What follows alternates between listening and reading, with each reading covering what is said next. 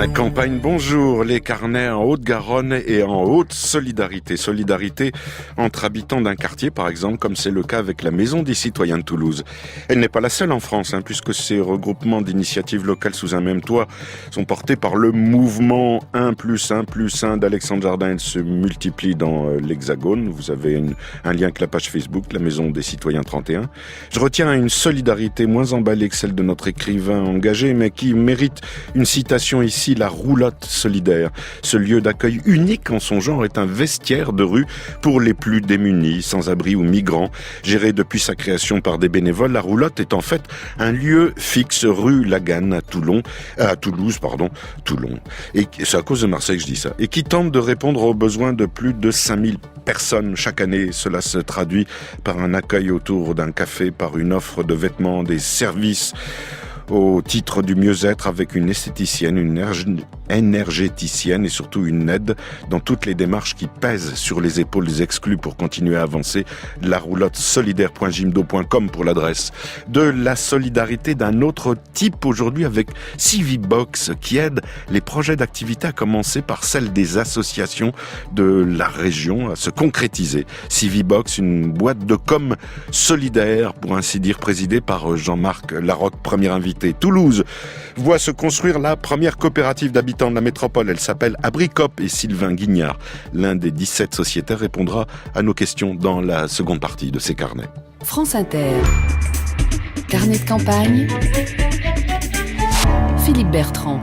Jean-Marc Larocque, bonjour. Bonjour. Jean-Marc, on va présenter votre société, pas tout à fait comme les autres. Alors, vous êtes président de Civibox et je me réfère au courrier que nous a envoyé Eva qui dit « Civibox, une boîte de com associative militante qui fait exister les projets aux côtés des plus grands d'Occitanie avec une exigence éthique.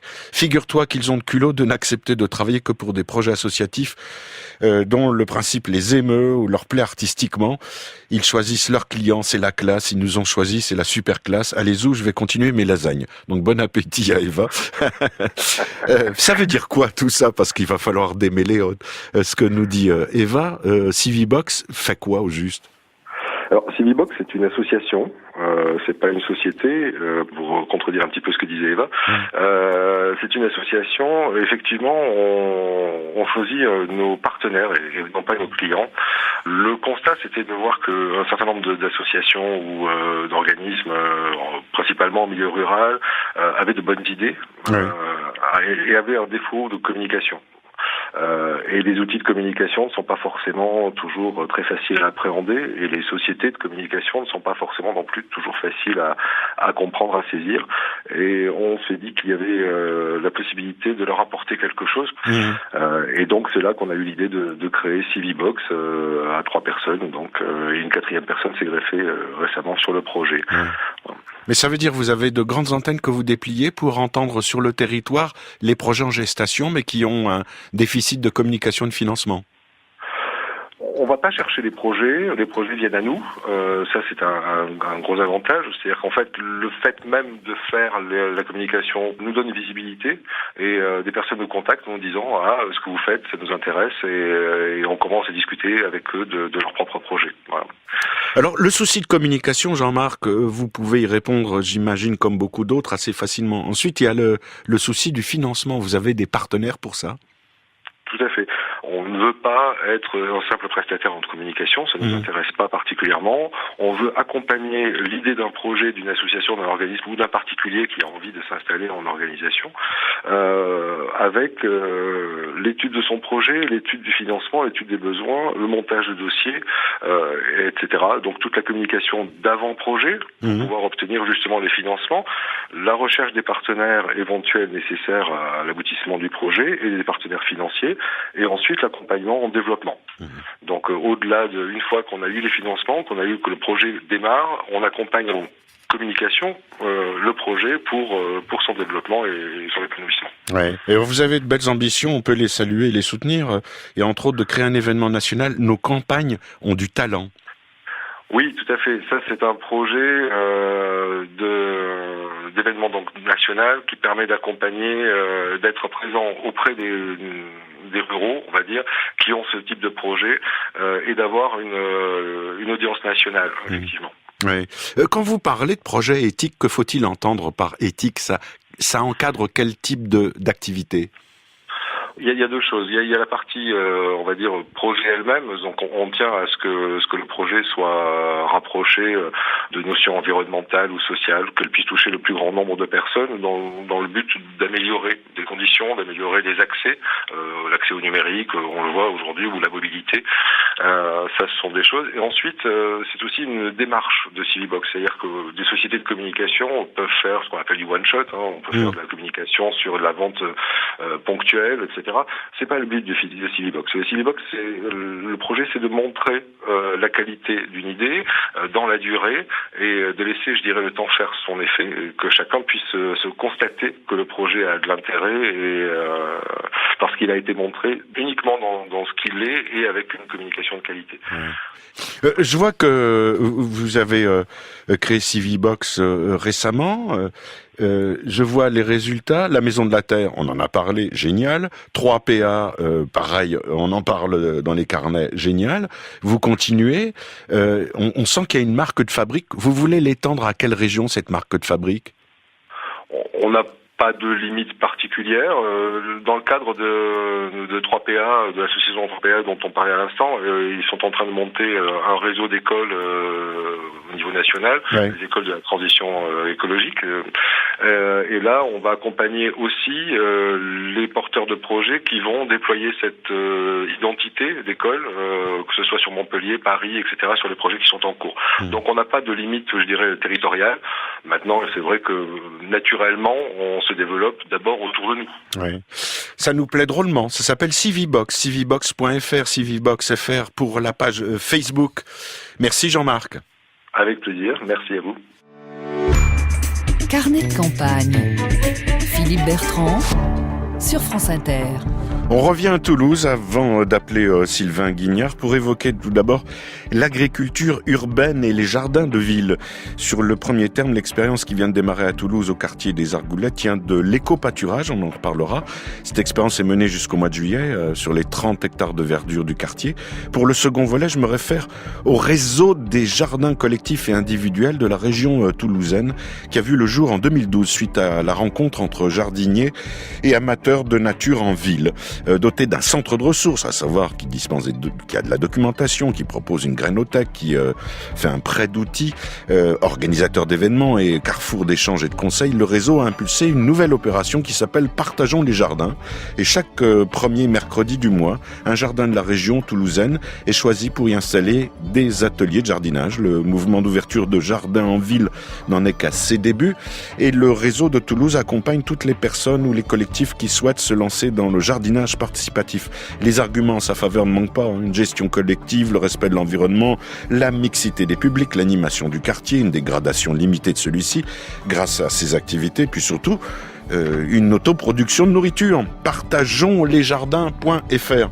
Et puis j'ai le temps de vous annoncer les 7 ans du Sol Violette, la monnaie locale et citoyenne de Toulouse, qui va fêter ses 7 ans le jeudi 17 mai de 18h à 23h à la salle San Subra, je pense qu'on dit comme ça, avec des concerts, des expos photos et puis la présentation des nouveaux billets du Sol Violette, donc qui souffle ces 7 bougies. Sylvain Guignard, bonjour. Bonjour. Sylvain, vous êtes l'un des 17 sociétaires de la coopérative d'habitants Abricop à Toulouse. Explication, une coopérative d'habitants, on en rencontre fréquemment maintenant, mais c'est une société reconstituée à petite échelle? Alors non, parce qu'on se dit pas être une communauté, mais une coopérative d'habitants, ça appartient, on va dire, à une grande famille qui est la famille de l'habitat participatif. Et après, la différence, nous c'est pas encore une grande famille, la coopérative d'habitants, parce qu'on est le 3e projet en France à sortir de terre, et du coup c'est quand même encore assez nouveau. On est le premier coopérative à Toulouse, et ce qui fait on va dire les valeurs de la coopérative d'habitants, c'est le fait qu'on soit en propriété collective, aussi la démocratie et puis le fait qu'on soit déconnecté du marché. Et quand vous créez il y a 10 ans l'association La Jeune Pousse, c'est le résultat de relations entre amis? Oui, c'était d'abord une bande d'amis de gens qui se sont rencontrés autour de ce projet de coopérative parce que ça se lançait. Aussi, c'était au moment de la crise financière. Du coup, il y avait aussi une réflexion sur comment sortir un peu d'une société assez individualiste et revenir sur des valeurs plus de collectif, de lien social. Donc voilà, je pense que c'est à ce moment-là qu'il y a des gens qui se sont intéressés à ça et qui ont voulu lancer ce mouvement des coopératives d'habitants et qui est un peu copié de ce qui se passe dans d'autres pays comme la Suisse ou l'Allemagne. Alors pour devenir sociétaire, on achète une part dans la coopérative. Oui, alors c'est ça. En fait, notre projet, par exemple, il coûte 2,6 millions à peu près, et pour le monter, il faut apporter un peu d'argent. Alors, on demande aux personnes d'apporter ce qu'elles peuvent le plus possible pour qu'on ne soit pas trop dépendant d'une banque. Mais oui, on apporte des parts sociales et on devient donc coopérateur habitant de l'immeuble. Tout en fait s'accélère il y a 5 ans lorsque la ville de Toulouse vous propose un terrain.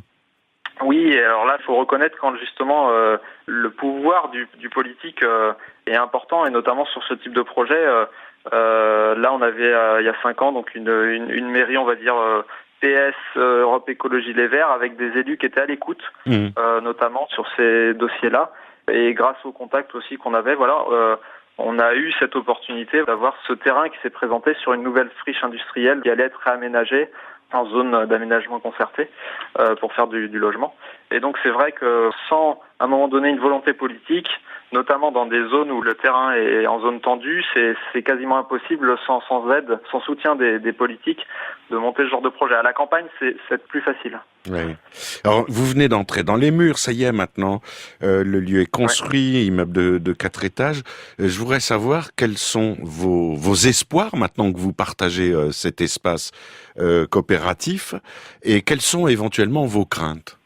Déjà, c'est vrai que le fait d'être dans cet immeuble et d'avoir aussi tous ces espaces partagés qui créent des lieux de rencontre, et ça ouvre des possibles en fait pour lancer plein de projets. Et parfois de manière très spontanée, c'est-à-dire que il y a des habitants par exemple qui ont lancé tous les samedis soirs des soirées jeux de société. C'est tout bête, mais c'est un moyen.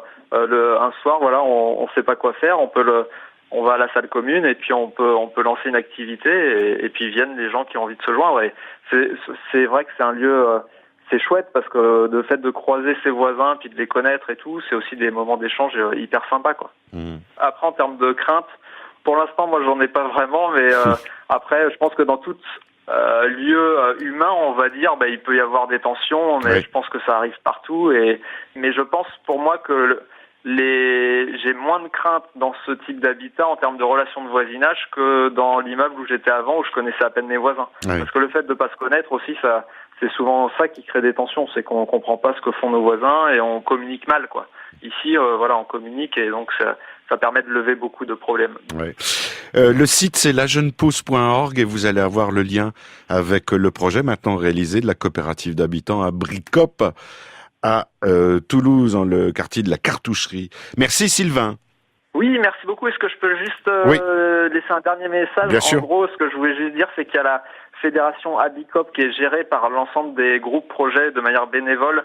Et si jamais vous êtes intéressé pour lancer ce genre de projet, je veux déjà dire que c'est possible, même si c'est un peu le parcours du combattant. On essaye de lever les obstacles juridiques. Et donc, allez sur abicop.fr.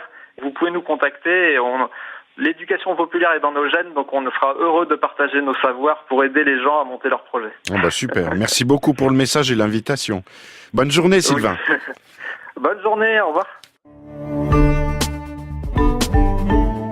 Demain, pour le dernier détour en Haute-Garonne, on vous promet encore quelque chose de bien rare en France, un tiers-lieu culinaire, à savoir un espace partagé par tous et toutes pour cuisiner à Toulouse avec Capeco, et puis une autre rareté, une cave viticole et un restaurant géré par des travailleurs handicapés d'un ESAT, c'est la cave de P6 et le resto Les Lacs. Je vous rappelle qu'à la fin mai, puisqu'on continue à glaner les informations, nous serons en Seine-Saint-Denis, puis dans le Haut-Rhin, amis du Haut-Rhin. Continuez à nous écrire. Idem pour les habitants des Vosges et de Moselle début juin pour de nouveaux carnets.